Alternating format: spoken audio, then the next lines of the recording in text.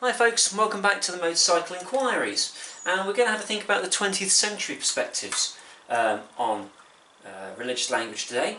And we're going to have a think about whether verification or falsification actually renders religious language meaningful or meaningless, scientific or non-scientific, and we're also going to have a think about Wittgenstein versus Aquinas. Is a cognitive approach or a non-cognitive approach better, seeing as Wittgenstein can be both cognitive and non-cognitive, whereas Aquinas is only ever cognitive. Okay, so here we are in Flintham. Let's have a little look.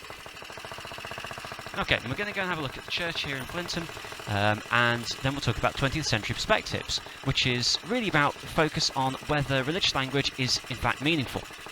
Logical positivism from the Vienna Circle claims that religious language is non-cognitive and therefore not meaningful at all. It's meaningless. Falsification Symposium asks if religious language can be falsified and therefore have scientific meaning, and Wittgenstein suggests religious language has meaning according to its use, for example within a religious group, but perhaps not outside. So we'll have a little look at that after we've had a look at the church. Okay.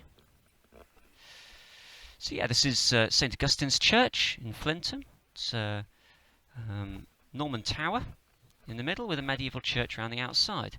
I think it's got some 17th century bells in it. I'd have to look that up. Either way, it's unusual. It's cruciform. It's in the shape of a cross. That's unusual for churches of this age. So, you know, a bit different. Yeah, anyway, probably better get out of here before I get any suspicious looks. So, spin back round and get going. Alright, so verification principle. Does it successfully render religious language meaningless? Arguably yes. Religious statements are not tautologous or verifiable, so they can't have meaning, according to Eyre. Okay, let's get us started again. In theory. Everything alright? Okay. Come on, girl. There we go. Right, okay, so Eyre's approach is a significant improvement on the Vienna Circle, because their verification principle was a little flawed. So Eyre's covers both tautology and empirically verifiable statements. And it fits the idea that religious and ethical statements are excluded correctly because they are of different classification to standard language use. Okay, right. And Eyre is quite accommodating. He doesn't just want to be 100% proven in the information that's given to him. He's happy with things that are just beyond reasonable doubt. So it is quite a strong theory. But there are problems. It does seem that ethical and aesthetic agreement over what's right or wrong or beautiful can be found. People do agree over what's beautiful, for example. So it's not obvious that these things are meaningless if people agree on them. Surely there must be some level of agreement there. Some religious claims are verifiable. For example, the resurrection of Jesus. Eyre doesn't differentiate between these and the more non-verifiable ones. So that is a problem. There's no differentiation there. And the verification principle itself could be argued to be self-defeating because it is not itself verifiable. If the principle does not have meaning, then we should reject the whole thing, arguably. Now, Eyre responded to this by saying it's not a statement but a theory. But doesn't this then suggest that religious statements could be theories as well? Doesn't really answer the question. And then, of course, there's Hick, who talks about eschatological verification. So, in the parable of the celestial city, we get our verification on arrival, i.e. death. However, this itself isn't falsifiable, and we'll come into that with the falsification symposium, which we'll do right now, in fact. I think I've got enough time. Yeah, so does any participant in the falsification symposium present a convincing approach to understanding religious language? Well, Flew lays down a challenge based on Popper's claim about scientific principles of falsification. So can religious statements be falsified? Gardner suggests religious claims cannot be tested, thus are not true assertions. That's the parable of the gardener. We've talked about that in the main video. It suggests that religious claims suffer the, quote, death of 1,000 qualifications when they're actually scrutinised, in that, you know, people keep changing the goalposts.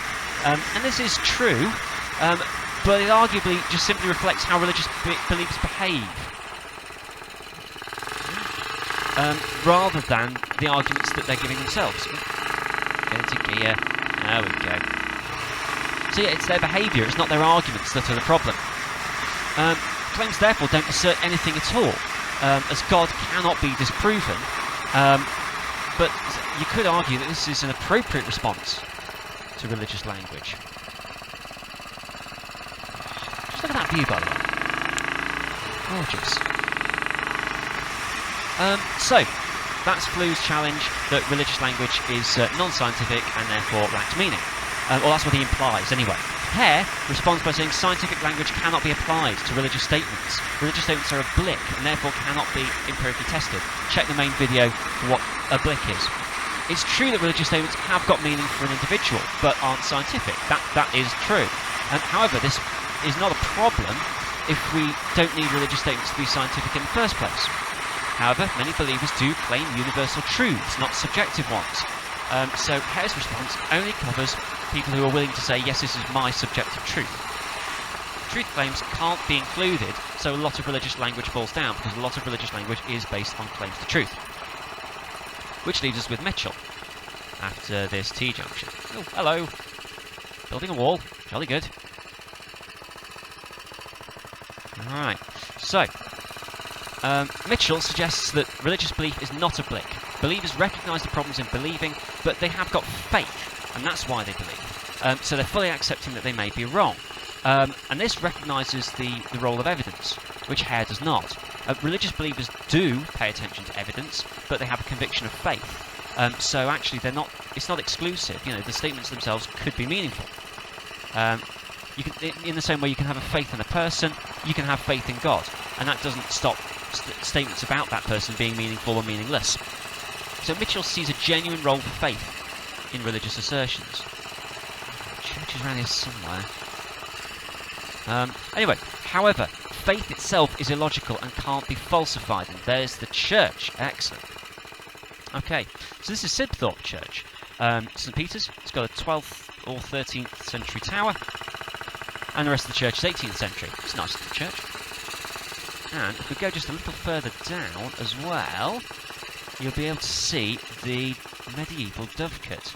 You'll just be able to see it soon, which we'll have a look at. So just have a quick look at the church. There we go.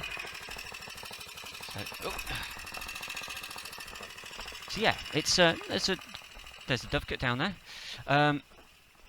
It's quite a nice little church. Again, it's 12th, 13th century tower, and tower's 12th, 13th century. The rest of the church is about 18th century. And that dovecote over there, that's where the gentry would have kept their pigeons, so that they'd have meat over winter all the time. Lovely. Anyway, so this brings us on to have a think, perhaps, about well, you know, you have to decide for yourself whether you accept the falsification symposium. But there's various arguments there. It's just weighing them up. Anyway, Aquinas and Wittgenstein then, finally. Wittgenstein has got strength. If we're comparing Aquinas and Wittgenstein's approaches, because they both seem to be kind of comparable, Wittgenstein has got some strengths. Religious and scientific language does need to be treated differently, according to Wittgenstein, as they are different classifications. And yeah, I mean, that does make sense. That's what we've been considering all the way through. Recognises that language changes via its use and context, which it does seem to. Groundless beliefs can affect our understanding of the world, and this in itself has its own meaning. So even if you just believe something, it does affect how you live and how you operate. Weaknesses though. Believers may believe that they are making cognitive statements in the form of truth claims, but that doesn't fit with the idea of word games. You're really just making truth statements about your own group. There's also circularity. Language games give words their meanings, but the game is a collection of words. So what comes first? I can't remember where I'm going. Yeah, we'll try straight ahead. Yeah. Okay. You could also argue that this is an over-analysis of language. You know, language isn't that complex. Gellner suggests that Wittgenstein basically takes apart a working clock with no good reason. So, you know, that's Wittgenstein's bit of background. So, is the cognitive approach, which is Aquinas' approach, better, or is the non-cognitive approach, which is the general interpretation of Wittgenstein, better? Believers consider themselves to be speaking cognitively, so that is important. And both Aquinas and Wittgenstein argue that religious language has got meaning. Wittgenstein recognises the challenge from air and flu and does tackle it, and suggests that only those within the game can understand the language, whereas Aquinas thinks everyone can understand it and understand the meaning in it. And actually, you know, they've both got a reasonable argument there. However, for Wittgenstein, language is useful from believer to believer, but for Aquinas, language is useful for everyone because it can help you talk as a believer to a non-believer or a non-believer to a believer. So Aquinas' approach may be a better one here. And what about the influence of non-cognitive approaches when you're interpreting religious texts? You know, that is important because the non-cognitive approaches are useful. Seeing religious statements as metaphorical, that is a helpful way of understanding religious texts. Like Genesis, they're supposed to be interpreted non-cognitively, they're metaphorical. But it's not appropriate to understand the Gospels in a non-cognitive way. They are cognitive statements. So Aquinas sees all texts as truth claims, as cognitive. Wittgenstein arguably sees all as non-cognitive. Surely some are actually one and some are the other. It does assume, however, that Wittgenstein considers language to be non-cognitive.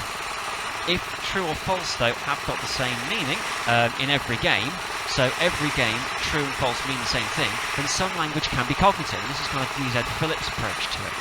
But actually, there's an overlap between all the games, and they are the words true and false. So you could therefore use language games more cognitively, but most people believe that Wittgenstein was talking non-cognitively.